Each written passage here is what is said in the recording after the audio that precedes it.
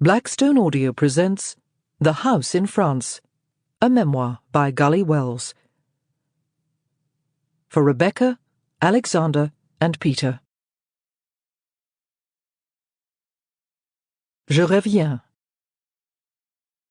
Every summer, for almost 20 years, I would gather up my children and take them to stay with their grandmother in her house in France. There they would do the things that children do: paddle in the inflatable pool set up beneath an ancient lime tree, throw bits of baguette at the bloated goldfish in the village fountain, demand to be taken to the beach, swing in the hammock, and if they were really bored, push handfuls of gravel through the holes in the hubcaps of her car. But once they reached the age of reason, it was the drawer of death that fascinated them the most. Visiting this macabre mausoleum was something they would never have dared to do on their own. It was far too frightening, and precious for that, so its curator had to be persuaded to take them upstairs to the living room, settle them down on the sofa, and then slowly slide the drawer out so they could examine its contents together. Who knows why my mother decided to start her collection, but each summer there were always new acquisitions in her witch's Wunderkammer to drive them mad with delight.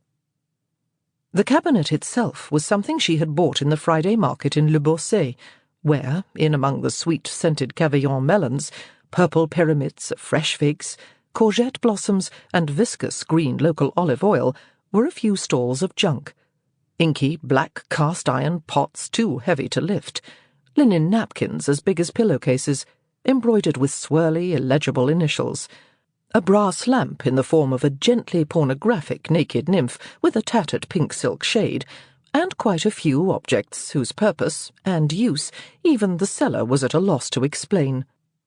On the shelves of the glass-fronted top of the cabinet were arranged some conventionally pretty pieces of china, which, of course, the children had absolutely no use for. It was the drawer beneath that they were after, and no wonder. Who could resist a bird's nest full of dead grasshoppers, or the pale green and orange butterflies, shaped like miniature stealth bombers?